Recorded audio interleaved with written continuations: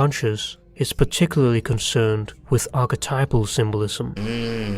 Astrology can be a great amplification to Jung's psychological types. In fact, Jung's 4 function types, thinking, feeling, sensation, and intuition, fit hand in glove with astrology's ancient division. Never heard of those though. Of the 4 elements, air, water, earth, and fire. Each is a distinct way of describing the empiric observations of the same phenomena. The astrologer is challenged to consider the unconscious features of the literal elements in the natal chart. Some astrologers are sometimes too literal and not symbolic thinkers. With literalism, the symbolic, literally throwing things together, is rendered diabolic, throwing things apart, so that it loses its deeper meaning. It is also important for astrologers to differentiate between the inherited tendency, which is collective, and the personal manifestation of the archetype. For instance, Mars symbolizes the courage to take action, the capability for aggression, or the need for taking risks, but does not indicate how this will be personalized. The natal chart expresses the archetypes. How they will play out, however, depends on the personal experience of the individual, which are related to complexes, emotionally charged groups of ideas or images that are in the personal unconscious. For Jung, astrology represents the sum of all the psychological knowledge of antiquity. Thus, it is an invaluable psychological knowledge of antiquity source for the psychologist, for it is not mere superstition, but contains psychological facts which are of considerable importance. He writes, "The starry vault of heaven is in truth the open book of cosmic projection. In this vision, astrology and alchemy, the 2 classical functionaries of the psychology of the collective unconscious, join hands." Astrology, just like alchemy, was crucial for Jung as a symbolic mapping of psychic processes, and provided him with a tool that he actively utilized in his psychotherapeutic practice throughout his life. Instead of saying that man was led by psychological motives, the ancients said that he was led by his stars. People assumed that it was not psychological motivation, but the movement of the stars which caused the personal reactions. The astrological criterion was simple and objective. It was given by the constellations at... That's what I was saying. Like, at a time when they had nothing but nature to observe and to just, like, you know what I mean? You know, let God, quote unquote, see the communication of God with them. You know what I mean? I feel like, yeah, that's all they had to put meaning to all of that. Right? So now, and all they had was these constellations. Now they you know, that sense deepened in the sense that, yo, what does this mean in terms of how it affects how I think, my mental processes? You know what I'm saying? And the connection there, come on, that's what I'm talking about, right? A later interpretation was that in everyone's heart lies the stars of one's fate. Thus, man started to look within himself and not in the skies. For Jung, this is the correct psychological interpretation, for astrology is projected psychology. The question which every astrologer asks is, what are the operative forces that determine my fate despite my conscious intention? And every psychoanalyst wants to know, what are the unconscious drives behind the neurosis? Jung observed that though astrology was disregarded as pseudoscience, it remained very much alive and attained a popularity never before seen. So he set himself to understand the ancient art and technique of astrology. In his early years as a practicing psychiatrist, Jung wrote to Freud, "My evenings are taken up very largely with astrology. I make horoscopic calculations in order to find a clue to the core of psychological truth. Some remarkable things have turned up, which will certainly appear incredible certified loner to you. I dare say that we shall one day discover in astrology a good deal of knowledge that has been intuitively projected into the heavens. For instance, it appears that the signs of the zodiac are character pictures, in other words, libido symbols, which depict the typical qualities of the libido at a given moment. At the exact moment of birth, each person receives the typical qualities of the libido or energy which is characteristic of him or her. However, this does not have to do with the position of the stars, but rather, as we will see, with the qualitative effect of time. Astrologers believe that an astrological age affects humanity by influencing the rise and fall of civilizations or cultural tendencies. In Western astrology, the completion of a full cycle of the sun through the zodiac, called a great year, takes approximately 26,000 years. An astrological age is 1/12 of the great year, corresponding with the one zodiacal sign. Never knew those details. I'm not gonna lie. Today, years old knowing this.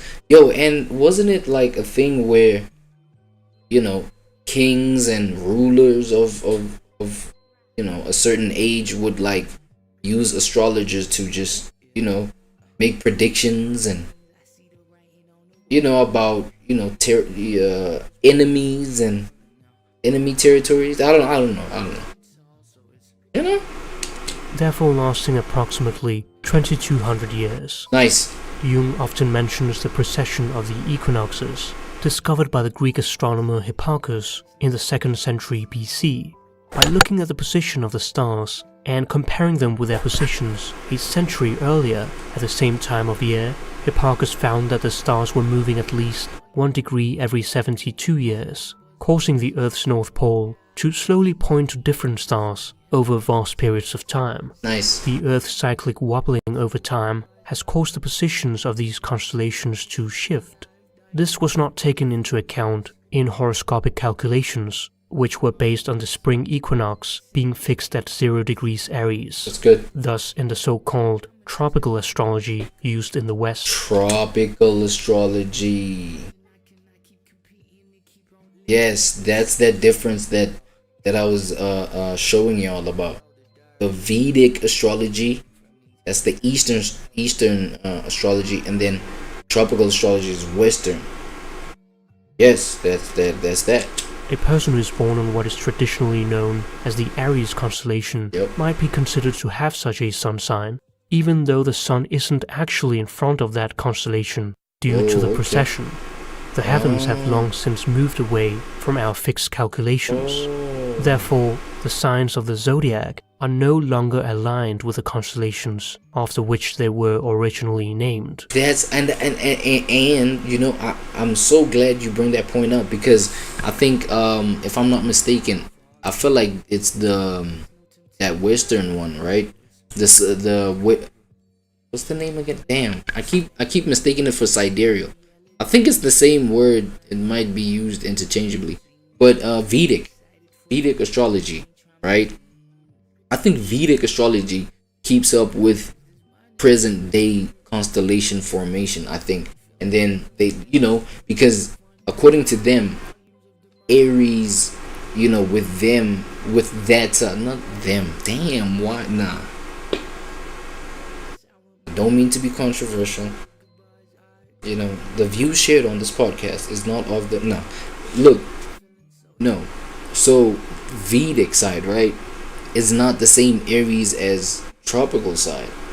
Like the Vedic Aries might just have moved into Taurus. So, you know, like there's a shift in, you know, the first sign in tropical astrology still being Aries, right? The first sign Aries, and then the second sign Taurus, and then there's, I mean, do your homework, bro. Like, you know what I'm saying?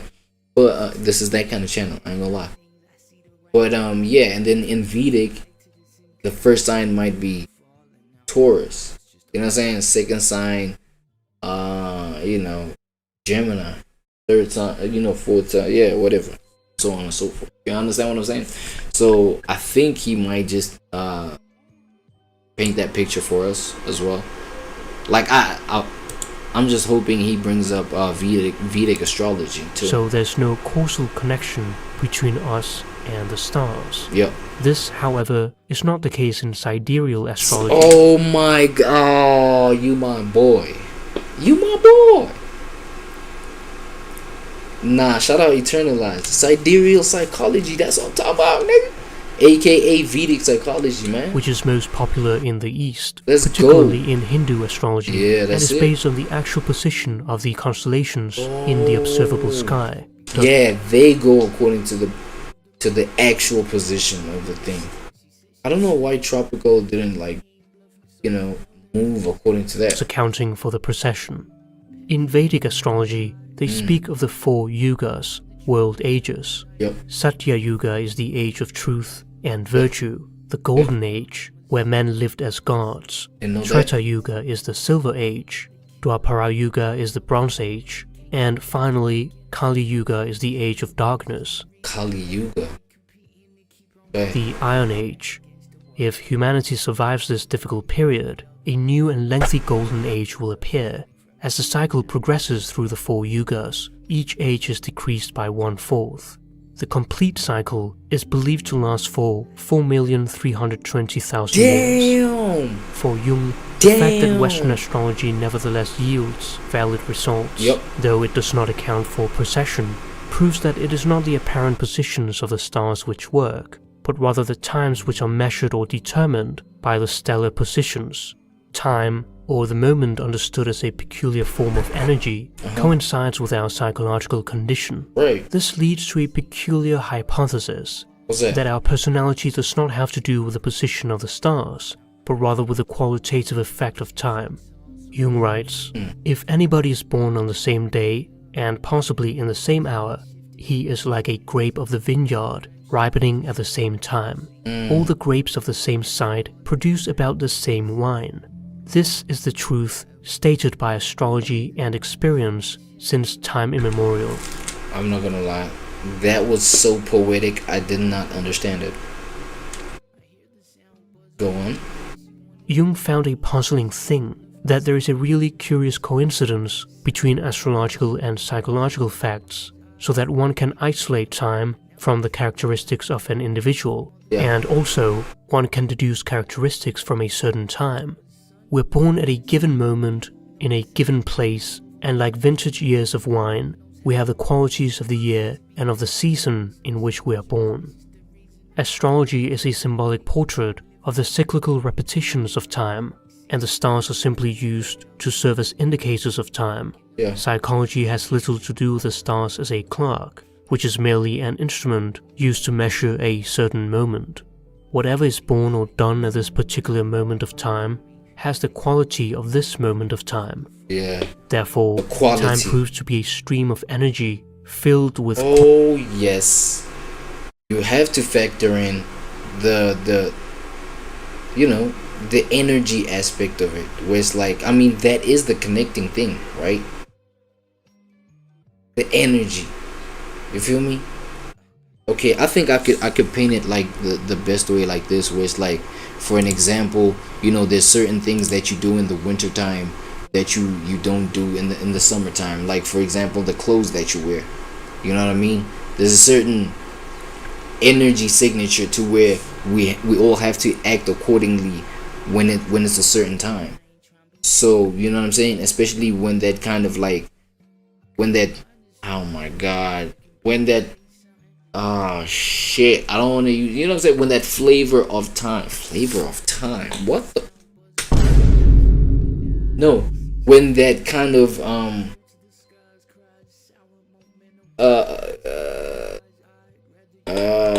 routine of time, I you know what I'm saying? So when the same kind of time pulls up, like aka when the summertime, that's why I'm like, yo, I feel like, yeah, that's the only, the seasons is the only example I can pay for. So whenever it starts getting hot, I mean, you can feel it. You take off certain items of clothing and you know what I'm saying, you keep certain items on, aka, maybe you might just walk around the whole day with just underwear on, you know what I'm saying, if you're in your house, yeah, I don't know, it's an example, fuck, but you know what I'm saying, it's like we latch on to like, okay, when this happens at a certain time, this is the energy that we feel, so we all act accordingly. And that's why I'm like, yo, the energy factor in the whole thing right, in the whole involvement of the constellations, meaning that this is how my psyche or my mind is affected, you know, meaning that this is how I act, like within my environment. This is, you know, this is the crops that we plant. It's because, oh shit, it's that time again, you know what I'm saying? So that connecting, like the energy, like, in, you know, I don't know, man, it might just be like gaps, but energy in terms of even just our behaviors, right? Our behaviors, what we do, what we wear, you know, how our skin is affected by the temperature of the sun at this time of year, you know what I'm saying, etc. So yeah, shit like that. Qualities. So time, in terms of, yeah, I was just like, my point was just trying to tie time, to see how I can tie time to whatever he's saying about the time. You know what I mean? Not an abstract concept. The ancient Greeks distinguished between two types of time: qualitative time, kairos, and quantitative time, chronos. Chronological time is the linear succession of events, and historical periods are seen as without any inherent value. However, time is also qualitative and meaningful. For Jung, astrology has to do with qualitative time, which is related to acausal events. These are different from causal events, namely those that have a clear cause and effect relationship and are statistical truths. Numbers too have a symbolic and not just a quantitative meaning, as they contain transcendental archetypal qualities. The Pythagoreans used mathematics and numerology for mystical purposes, as numbers rule the universe. I'm a numbers guy. Jung equates qualitative time to extrasensory perception phenomena, which includes precognition, psychokinesis, telepathy, etc. For instance, in the case of precognition, which Jung experienced in visions and dreams, one attains knowledge of a future occurrence. In such cases, one must deny causality, since it is inconceivable that one could observe the effect of a non-existent cause, or of a cause that does not yet exist. When Jung was about 72 years old, what happened? He wrote to the Vedic astrologer B.V. Raman, I can tell you that I've been interested in this particular activity of the human mind for more than 30 years. Nice. As I am a psychologist, I'm chiefly interested in the particular light the horoscope sheds on certain complications in the character. In cases of difficult psychological diagnosis, I usually get a horoscope in order to have a further point of view from an entirely different angle. I must say that I very often found that the astrological data elucidated certain points which I otherwise would have been unable to understand. From such experiences, I formed the opinion that astrology is of particular interest to the psychologist, since it contains a sort of psychological experience which we call projected. This means that we find the psychological facts, as it were, in the constellations. This originally gave rise to the idea that these factors derive from the stars, whereas they are merely in a relation of synchronicity with them.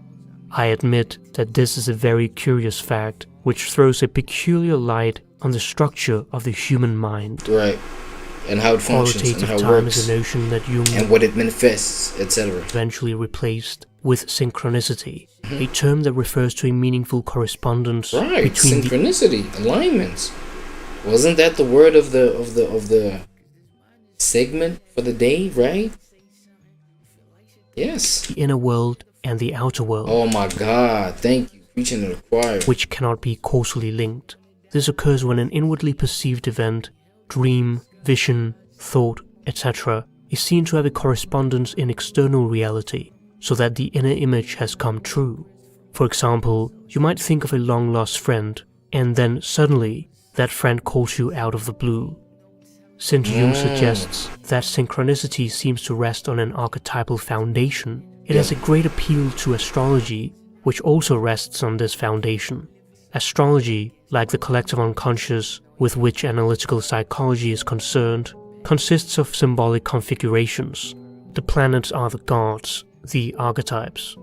By comparing the movement of the planets through the year through one's natal chart, in the process of examining the transits or movements of the planets, Jung felt we could get an example of synchronicity in action. Right. Transits provide a meaningful coincidence of planetary aspects and positions with the psychological situation on the individual level, and insights into the collective unconscious or the zeitgeist on the collective level.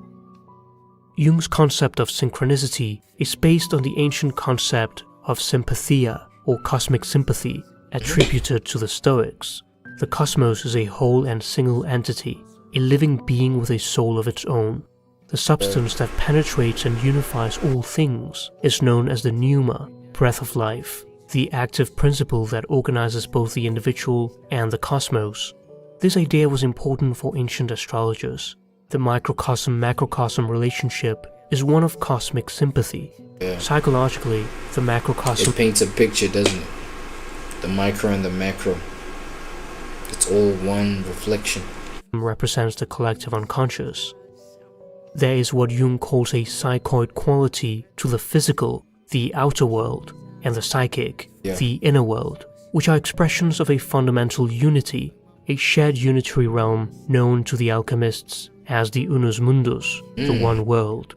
The Gnostics call it the pleroma, literally fullness, which contains the totality of all opposites and is beyond space and time. Right. That is to say, past, present, and future all exist simultaneously. It is the idea that the unconscious is related to a cosmic psyche, and the collective unconscious is connected to the anima mundi or world soul. If this is so, the unconscious actually pervades the environment all around us, and is not an encapsulated realm located exclusively within an individual, as we tend to assume. Therefore, archetypal meaning is inherent to the universe itself. While the ancient astrologers thought of the 7 planets as gods, the Gnostics, an early Christian sect, thought of them as archons or rulers who prevent souls from leaving the material realm. Damn, that's They deep. are the rulers of darkness, demonic powers under the command of the demiurge, the creator of the material universe. It's crazy. As with ancient astrology, which thought of a sphere of fixed stars beyond the 7 planets, the Gnostics thought of a celestial region beyond the planets, which a soul must reach in order to escape the dominion of the archons. This could only be attained through gnosis, the lifelong goal of the Gnostics and the highest form of knowledge, by which one liberates the divine spark within humanity from the constraints of earthly existence, or as the alchemists would say, awaken the deity who lies hidden or asleep in matter. Jung and a group of researchers at the C.G. Jung Institute. So basically the higher self. I mean, I know, like, shit, if you're tapped into this channel, if you've made it this far, you probably know about concepts of the higher self, right? In Zurich had begun experiments using The intuitive deity methods, within you. such as the I Ching. So basically using these concepts, you know, and theories to just tap into that higher self, the deity within. Geomancy, tarot cards, numerology, and astrology. However, they were unable to continue due to a lack of resources and personnel. Right. These intuitive methods give one access to what Jung calls the spirit of the depths, which from time immemorial and for all future possesses a greater power than the spirit of the times, which changes with the generations. Jung felt this conflict in his 2 personalities. Personality number 1, which identifies with the mundane world, facts, reason and science, is associated with the spirit of the times. Personality number 2, on the other hand, is the visionary, the magician, the seeker, related to the spirit of the depths. Okay. Jung's life task revolved around integrating both the rational and magical opposites. One of such conflicts can be found in Jung's Red Book, where he encounters a wounded giant in active imagination, described as Gilgamesh, the great Mesopotamian hero. He highlights the struggle between imagination and science. The giant curses Jung and says, "Where did you suckle on this poison?" Damn. Jung replies, "What you call poison is science." And he questions Jung, "You call poison truth? Is poison truth, or is truth poison? Do not our astrologers and priests also speak the truth, and yet theirs does not act like poison?" Jung's scientific and mystical personalities were always in conflict, which explains why he did not stop seeking scientific and statistical explanations for astrology. Right. However, the idea that Jung had overcome his doubts of the value of astrology later in life is believed not only by his constant references to astrology in his works and letters, or by his recommendation that all psychotherapists should learn astrology, for there are borderline cases where it is very valuable, but also by his statement to his daughter, Gret Baumann Jung, an astrologer, made when he was dying, that the darn stuff even works after death. Even in an interview shortly before his death, to mark his upcoming 85th birthday, Jung mentions the coming age of Aquarius. Any discussion of astrology leads, sooner or later, to the question of how to understand fate and free will. There are two types of astrologers, one who is fatalistic and believes he has little to no free will, and one who believes that man reaps what he sows. His motto is, "Man, know thyself." The father of modern astrology, Alan Leo, stated, "Character is destiny. Fate evolves with time, and it is identical with time. When one says that the time has not yet come, or that the stars have not yet aligned, it means that fate has not yet fulfilled itself. By taking responsibility for our character, we participate with our fate." The astrologers and mystics were concerned with freeing man from Hymarmene, the Greek goddess of fate, that is, freeing him from the compulsive quality of the foundations of his own character. Astrology can either be unpopular, because it invites participation with one's innermost self, or popular, as it becomes the source of ultimate blame. It is my star's fault. Both astrology and analytical psychology confront us with the unpleasant and terrifying fact that we're not the masters of our own house, and that there are elements in our psyche beyond our control. For real. One can swim along the river of life, or against it, just as a clock still ticks, whether we pay attention to it or not. So does the cosmic clock influence us, despite what we believe. Good question. Astrology is neutral in terms of morality. It simply describes a property of nature. Astrologers, however, frequently import ethical values from various philosophies and religions to add to astrology. Alan Leo writes, "My whole belief in the science of the stars stands for or falls with karma and reincarnation. Without these ancient teachings, natural astrology has no permanent value. Our sorrows and pains are not the result of the active role that fate plays in our lives, but rather the result of our ignorance. We love learning about our strengths, but when it comes to our flaws and weaknesses, we turn a blind eye. This lack of understanding does not make one more free. On the contrary, it makes one more subject to causation and less in control of one's life. Fate leads the willing and drags along the unwilling. If we do not see a thing, fate does it to us. Psychologically, until you make the unconscious conscious, it will direct your life and you will call it fate." Jung writes, "The psychological rule says that when an inner situation is not made conscious, it happens outside as fate. That is to say, when the individual remains undivided and does not become conscious of his inner contradictions, What happens? the world must perforce act out the conflict and be torn into opposite halves." Freedom is what... Because, well, that's the world that they project, right? Like a confused person, you're gonna project the world, because like your inner world is just like a confusion. Yeah, that's not hard to understand. Like, we do with what's been done to us. Our inherited psychic disposition corresponds to a definite moment in the colloquy of the gods. That is to say, the psychic archetypes. Fate and individuation are closely connected, for there exists an a priori existence of a character structure mirrored by the natal chart. The intent of this essence, personified by the daimon, is reflected in the qualities of time present in the astrological symbols. The ancient Greeks believed that the daimon was man's character, an individualized soul image, which was called master of the house, and could be discovered in one's natal chart.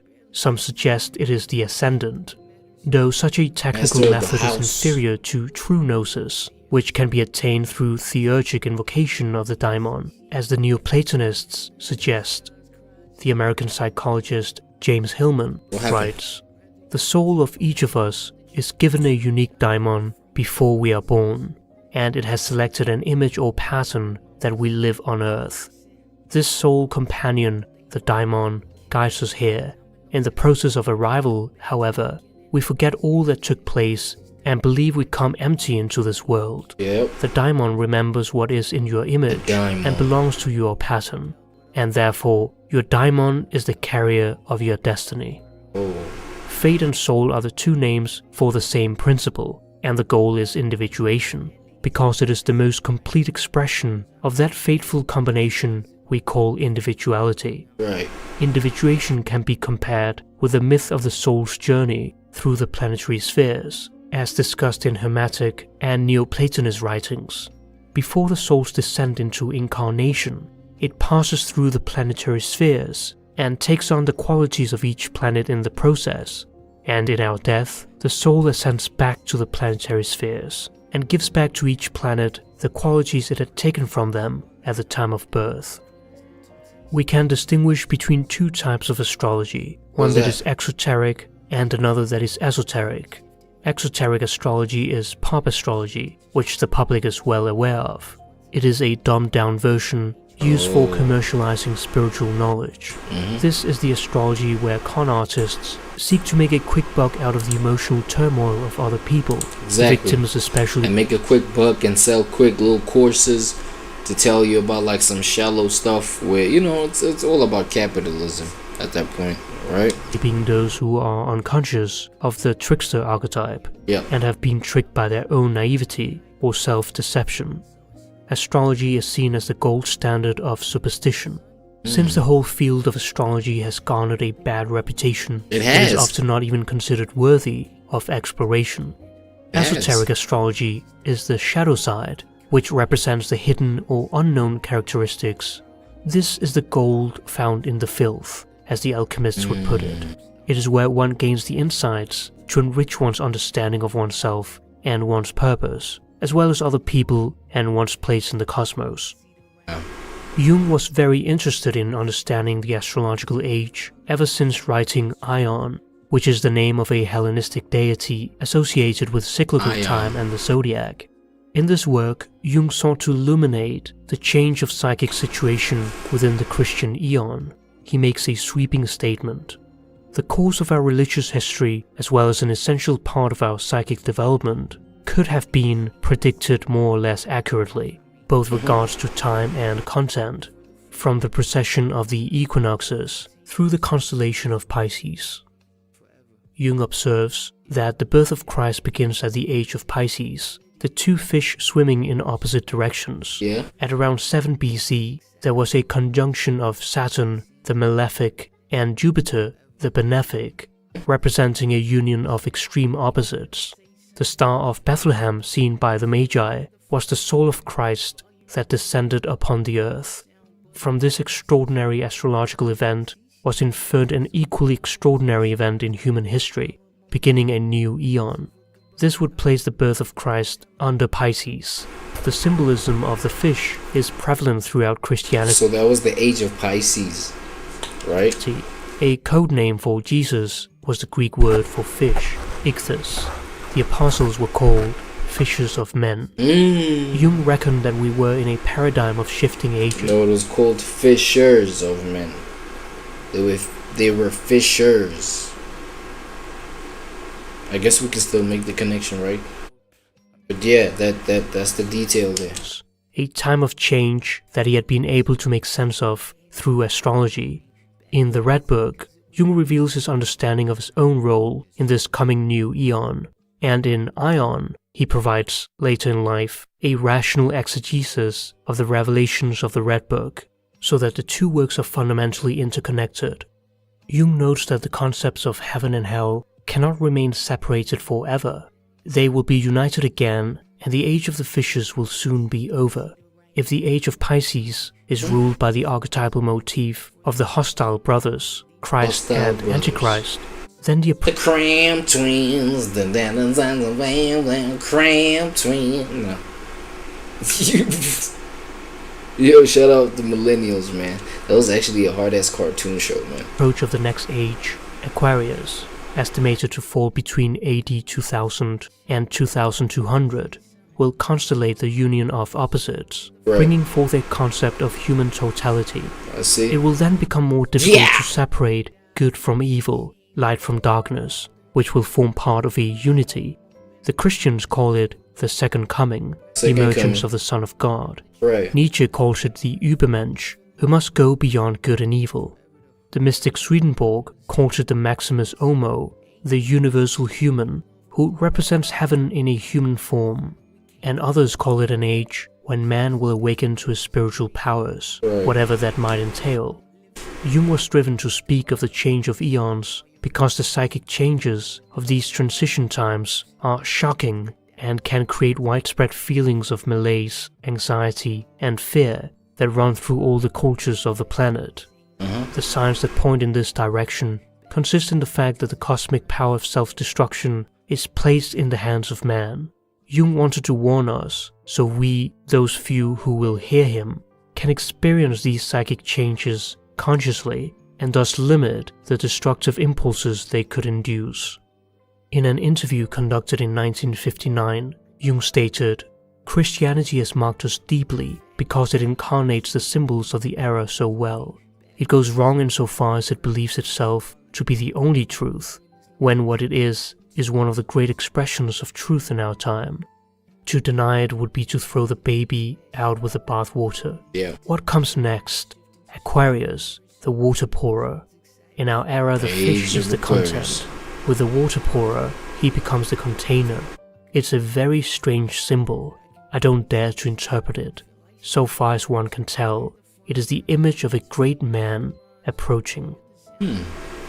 Astrology will continue to be criticized by the scientifically minded. The great task of our age is to unite science with spirituality. Jung writes, "Heaven has become for us the cosmic space of the physicists, and the divine empyrean a fair memory of things that once were. But the heart glows, and a secret unrest gnaws at the roots of our being." It is a universal law that a wave of spiritual awakening is always followed by a period of doubting materialism. Each phase is necessary in order that the spirit may receive equal development of heart and intellect without being carried too far in either direction. Astrology, however, is not a belief system. We do not need to believe in something to feel its effect. What is it? Astrology persists millennium after millennium to remind us of the interconnected cosmos in which we live. The mysteries, ambiguities, and sheer beauty and elegance of universal order that offer meaning and hope to the soul. Yo, W video, man. Eternalized, y'all. Go give this a like. Yeah. Check the video out, man. Yeah. Mad informative, right?